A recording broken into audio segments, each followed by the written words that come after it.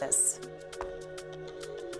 How a transplant gave her quality of life, another child, and a chance to help others.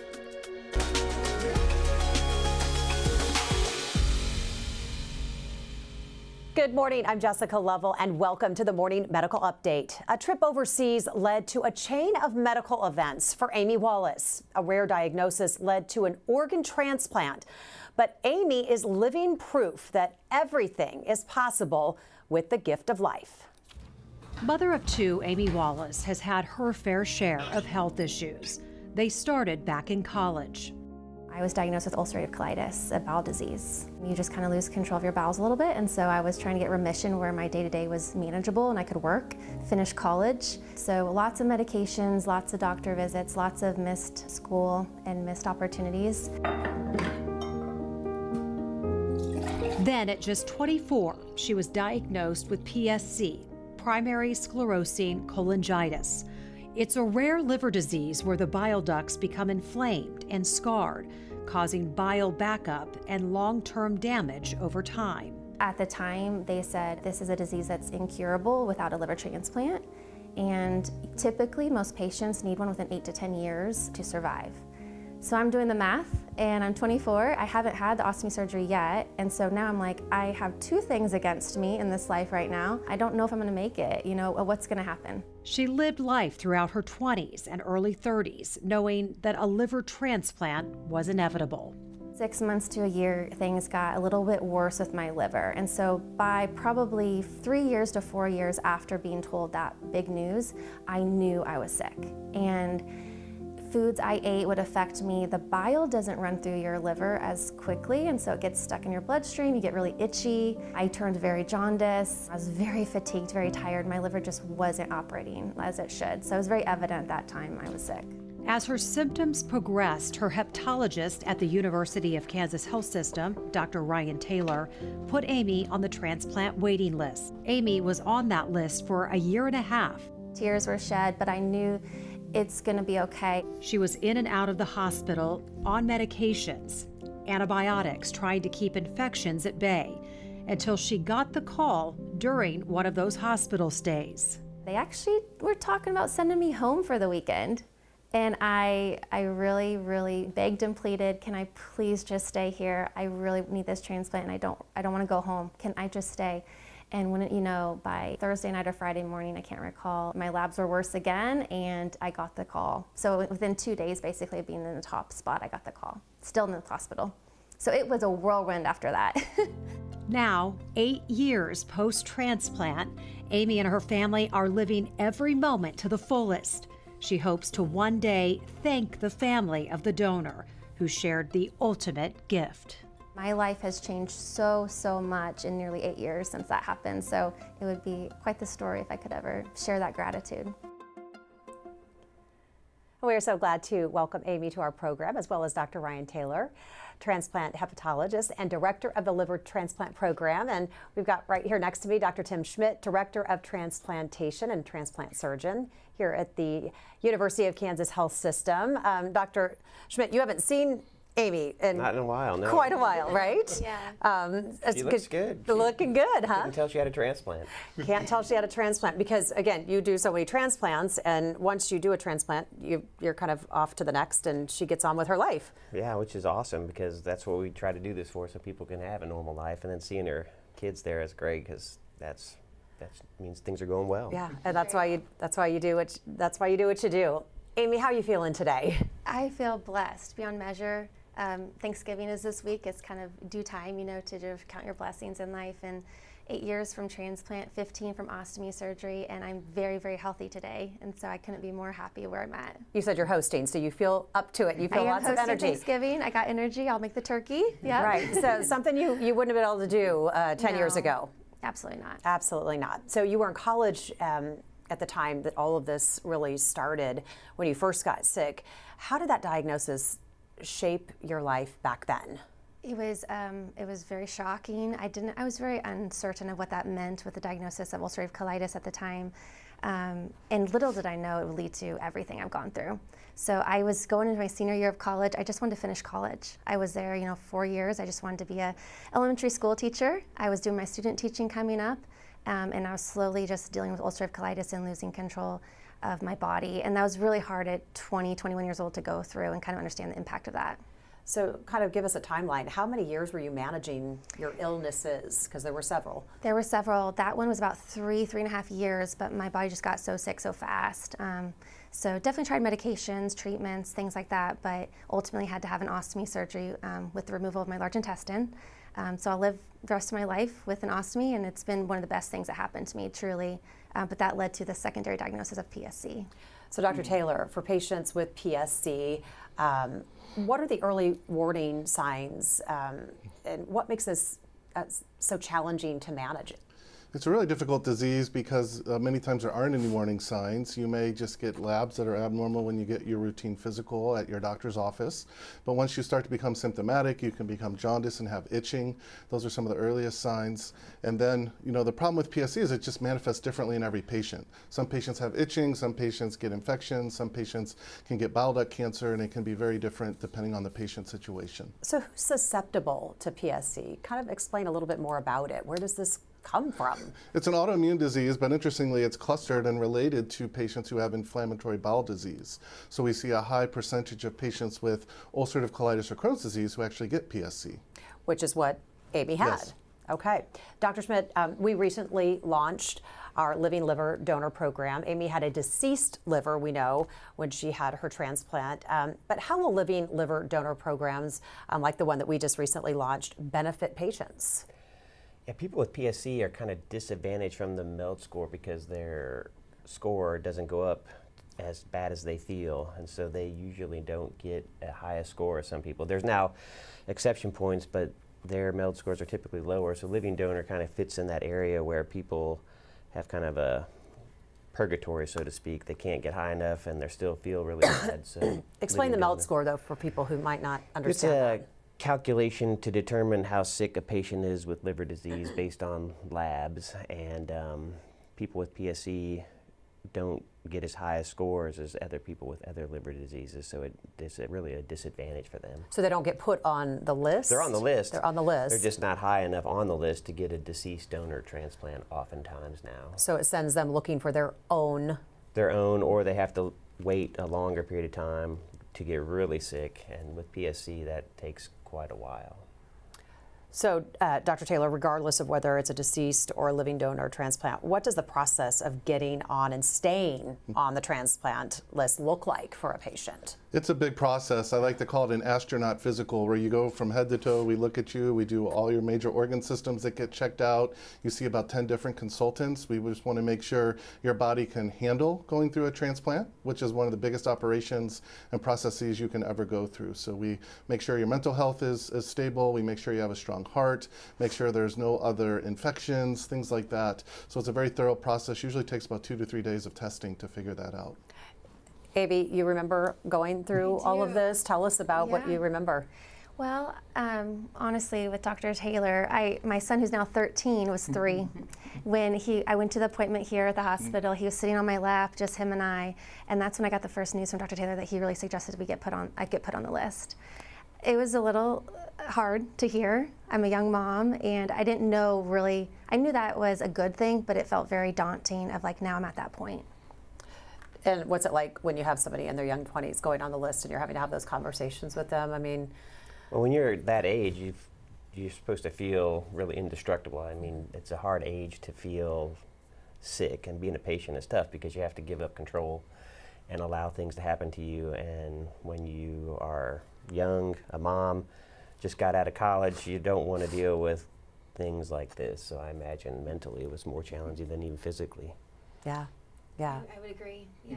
And you just moved too, right, if I recall? Yes, yeah, we just moved back here to Kansas. Yeah, there's a lot of things going on, but to that note, one of the best things was getting established here at the medical center under your care, Dr. Taylor. Well, thank you. That really made a difference. Yeah, I bet. So Dr. Taylor, Amy, she was young when she developed PSC. Is that pretty typical to see somebody at a young age? That's a disease that kind of has clusters at younger age and older age. So we have a lot of patients, young patients in their teens and 20s, just trying to be normal people and have to deal with these very difficult problems. Because not only do you have the liver many times, but you also have the bowel problems, which can be equally challenging. Does that change a treatment approach, just being younger versus the older cluster? Not so much. The same? In some ways, the younger patients are a little bit easier, just in the sense they don't have other diseases like heart disease, diabetes, other things that people get as they get older. So it makes it a little bit more straightforward. But then also, younger people are trying to have jobs, go through school, and just trying to live life, and that just makes it especially challenging to have all these medical appointments, be hospitalized, have this unpredictability with how their health is. So what kind of lifelong care and follow-up does Amy need as a transplant recipient?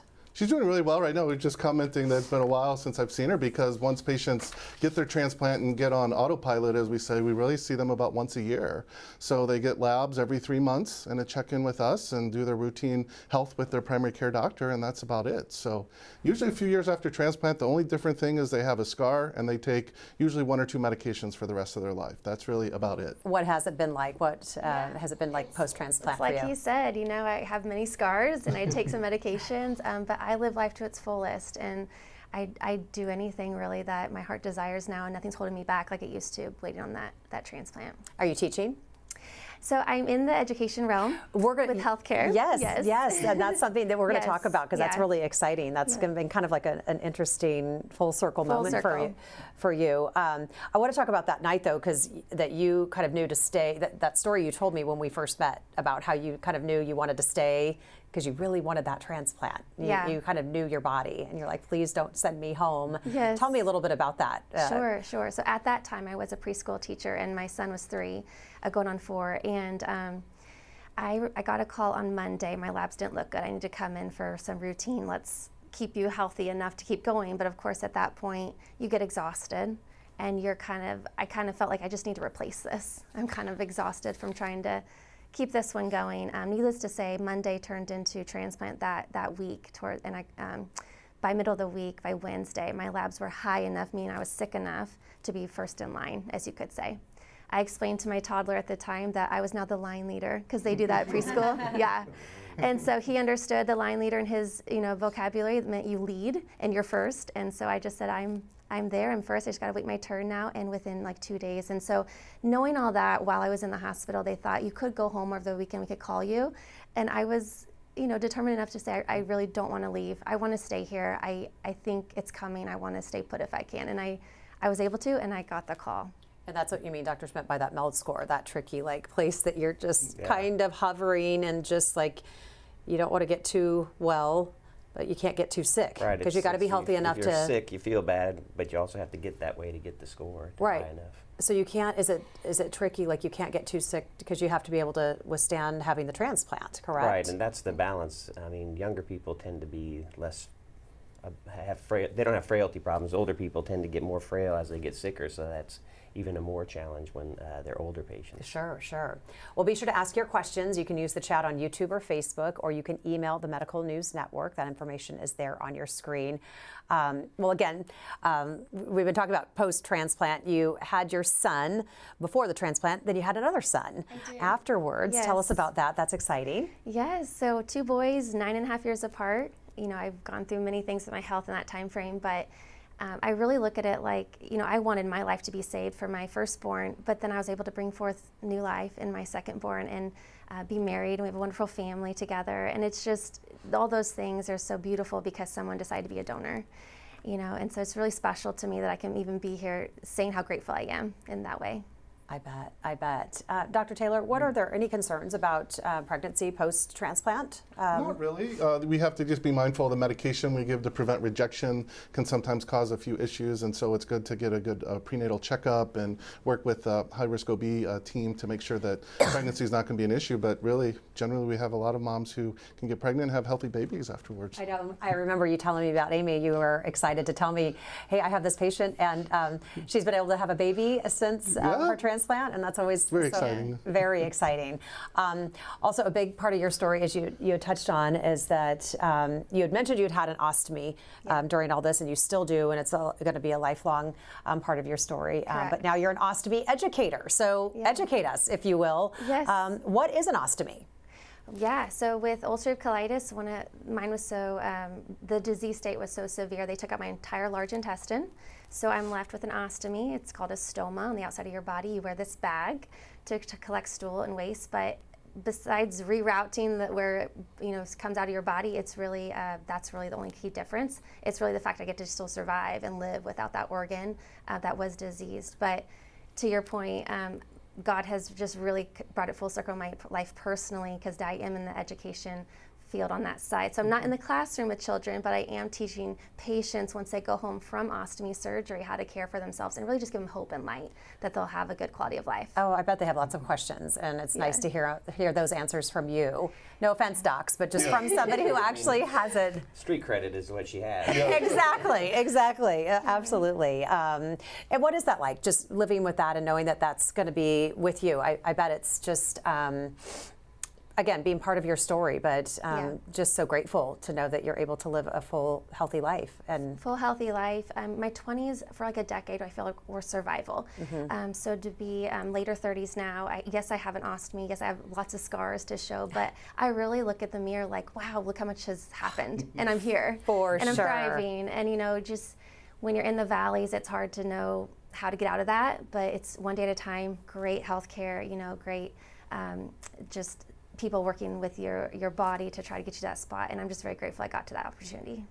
And then you're also really active with Gift of Life, an organization that teaches about organ donation. Yes. Is that right? Yeah. So what message do you have and you want to share with donor families and others waiting for that call that you got?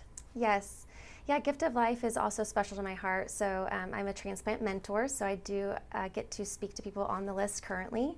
I've had that opportunity to actually see them through to their surgery date, which has been rewarding. We speak in classrooms. We share education on what checking that box on your license, to be a donor really means for a high school student. But in general, to donor families, it's a hard decision. It's a hard decision for an individual to sign up to be a donor. The family has a lot to go through too when that process takes place. But it's a ripple effect. So if anything, that one choice can lead to multiple benefits, not just for one human being, but for multiple generations after. Dr. Schmidt, what role does patient education play in helping people succeed after transplant? I think it's a lot to do with kind of just changing your perspective on how things are, because people can live normal lives. It's just a big change. People struggle with change, and trying to educate them that, yeah, this is a giant hurdle to go through, but in the end you might be just like you were before, but just different, but you can still have normal life. For sure, for sure. Dr. Taylor, post-transplant, Amy went on to have that other baby. We talked about that a little bit, but anything else that you have to monitor we kind of talked about it, but anything else that you have to consider medically for somebody after a transplant? Sure. No, it's important for patients who get a transplant to get their vaccines, to keep their immune system strong. We monitor kidneys because some of the anti-rejection medicines can affect the kidneys, and just keep up with cancer monitoring, like skin care is very important. We do see a higher incidence of skin cancer in patients on immunosuppression, so we just kind of go through those routine things and make sure the liver tests are doing well. But the interesting thing is most patients' livers do great after transplant. It's just the side effects of the medications many times that we have to navigate. And how close are we to new therapies that might delay or even replace a need for transplant with those? There's some interesting, exciting areas, but it takes a long, long time for that to develop. I know they're looking at new medications for PSC, where, as Amy has mentioned, really right now there's no cure for the disease, and so there's been a lot of breakthroughs in new medications. So hopefully in the coming years we'll have actually medical therapy to offer, so not everyone has to end up thinking about a transplant if their disease worsens. So is a transplant almost always necessary? Is that something you would tell somebody is almost inevitable, or? That's the weird thing about PSC. We have some patients who have literally no symptoms, never have a problem with it the rest of their life after they're diagnosed. Then we have some people, the first time they're diagnosed, they get very sick, and that starts the ball rolling, and then everyone's in between. So it is a very variable disease with how it progresses within the individual. All right, let's get to some questions from our viewers this morning. Jeremy wants to know, why is there such a strong connection between PSC and things like IBD and UC? Why is there such a strong connection? It's very interesting. So all the blood from your colon actually first goes through the liver. Your liver is your major organ for nutrition, and so it takes all the nutrients from your intestines that get absorbed, and then those get processed by the liver. So if the colon is inflamed, you're getting a lot of the bacteria and toxins that come across, and they end up in the liver first place. And that can then start an inflammatory response and then end up damaging the bile ducts.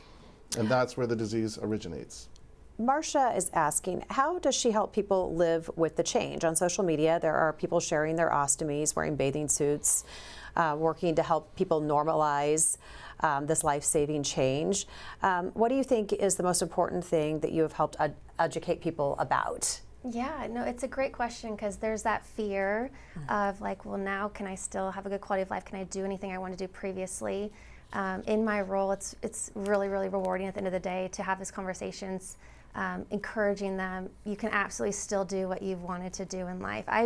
In 15 years of having an ostomy, I've done, you name it, I've probably tried it. And so it's really cool because I can be active, I can be social, the fear is gone. And honestly, I'm living way healthier with an ostomy than I did with the ulcerative colitis disease. So just hope. Hope is really key. Tanner is asking Dr. Schmidt, after seeing hundreds of patients receive transplants, what kind of moments stay with you the most?